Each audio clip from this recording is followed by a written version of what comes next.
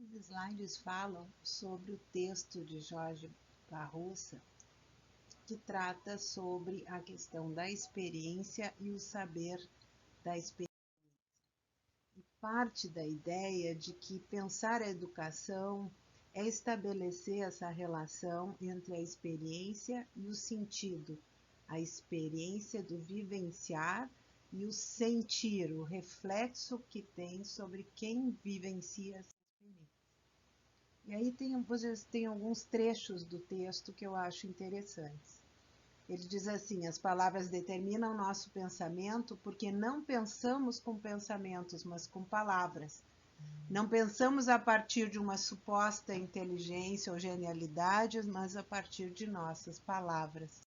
O peso das palavras. Também tem a ver com as palavras, o modo como nos colocamos diante de nós mesmos, diante dos outros e diante do mundo em que vivemos, e o modo como agimos em relação a tudo isso. O que ele está dizendo? Que a forma como nos descrevemos, a forma como nos dirigimos, a forma como nos posicionamos, faz com que a gente se constitua como um sujeito que vivencia esse mundo. E ele diz: quando fazemos coisas com as palavras, e a gente está aqui sempre pensando aquilo que se faz nas aulas, nas atividades, como professores, como alunos. Quando fazemos coisas com as palavras, do que se trata é de como damos sentido ao que somos e ao que nos acontece. De como correlacionamos as palavras e as coisas, de como nomeamos o que vemos ou o que sentimos e como vemos ou sentimos o que nomeamos. E pensem nesse momento em que a gente está trabalhando à distância e que o texto é tão presente, tão necessário para esclarecer tudo o que a gente está fazendo. E aí ele fala de 4 pontos que ele reflete sobre o que é ser experiência. Ele diz: a experiência é o que nos passa, o que nos acontece, o que nos toca. Não o que acontece, o que passa por aí, o que a gente vê e o que a gente toca. E diferencia: tu teres informação não significa que tu estás vivendo uma experiência. E aí ele diz que o problema da experiência é hoje, e a gente bem sabe isso com as redes sociais, um problema de excesso de opinião. Como o sujeito moderno é um sujeito muito informado, ele se estabelece como um sujeito que emite opiniões. Mas a questão da informação e da opinião se estabelecerem de tal forma que quando elas ocupam todo o espaço do nosso acontecer, da nossa vida, o sujeito se torna simplesmente um suporte informado dessa opinião, alguém que reproduz sem refletir, sem vivenciar. Outra questão que ele traz é o quanto a gente não consegue vivenciar as experiências por falta de tempo.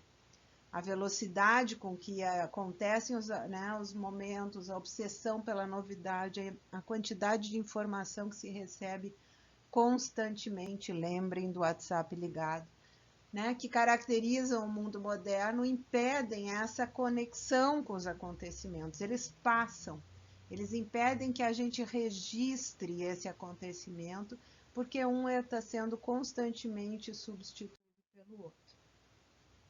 E aí ele fala também do excesso de trabalho, que os sujeitos na nossa sociedade estão extremamente ocupados, extremamente demandados, superestimulados, cheios de vontade, mas com essa ideia de que a gente não pode parar, porque se a gente parar, nada vai acontecer. E isso impede a reflexão sobre a própria experiência.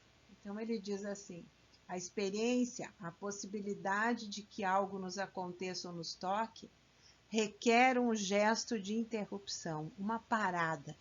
Um gesto que é quase impossível nos tempos que nos ocorrem. Requerer parar para pensar, parar para olhar, parar para escutar, pensar mais devagar, olhar mais devagar, escutar mais devagar, parar para sentir, sentir mais devagar, demorar-se nos detalhes, parar de dar opinião, parar de julgar o outro, parar de ter vontade e angústia, suspender o automatismo da ação e cultivar a ação e a delicadeza, abrir os olhos e ouvidos, falar sobre o que nos acontece, aprender com lentidão, escutar os outros, cultivar a arte do encontro, calar mais e ter paciência, dando-se tempo e espaço para vivenciar essa experiência.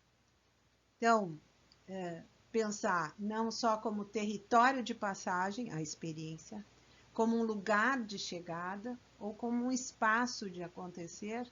Esse sujeito que vive a experiência, ele não vai ser definido pelo que ele faz, a sua atividade, mas por sua passividade, por sua receptividade, por sua disponibilidade, por sua abertura para sentir e vivenciar aquela experiência, para que ela faça diferença para ele. Então, a experiência, e não é só a experiência científica, a experiência do viver, é um encontro, é uma relação com algo que se experimenta e se prova. Fazer uma experiência, ele cita Heidegger, com algo significa que algo nos acontece, nos alcança, se apodera de nós, que nos tomba e nos transforma. E nos tomba significa tira do lugar, nos faz cair para levantar diferente. Então ele diz, quando falamos em fazer uma experiência, e a gente pensa na questão mais científica, não significa precisamente que nós a façamos acontecer. Fazer aqui significa sofrer, padecer, tomar o que nos alcança, aceitar à medida que nos submetemos a algo. Fazer algo que eu não gosto, mas fazer porque eu preciso, e sofrer, viver, mas aprender com isso. Fazer uma experiência, portanto, deixa-nos abordar em nós próprios, pelo que nos interpela, entrando e submetendo-nos a isso. Podemos ser assim transformados pelas experiências de um dia para o outro ou no transcurso do tempo. E o saber, então, da experiência, o decorrente de vivenciar essa experiência, se dá nessa relação entre o conhecimento e a vida humana.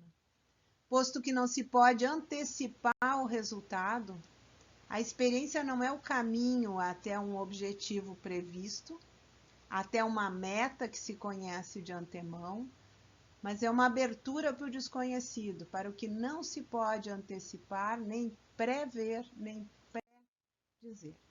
Esse texto do La Rosa, Notas sobre a experiência e o saber da experiência, pode nos ajudar a pensar as atividades que a gente pode realizar em sala de aula, como docente, como colega, na apresentação de um trabalho, na reflexão, organização de uma oficina, pensando qual é o desafio que eu vou propor para o meu aluno, para o meu colega, para que ele se envolva, pare, sinta, perceba e aprenda algo diferente para que ele seja diferente após a realização dessa experiência. Por isso que a gente vai associar na sequência a ideia de dispositivo pedagógico, aquilo que eu organizo para promover experiências.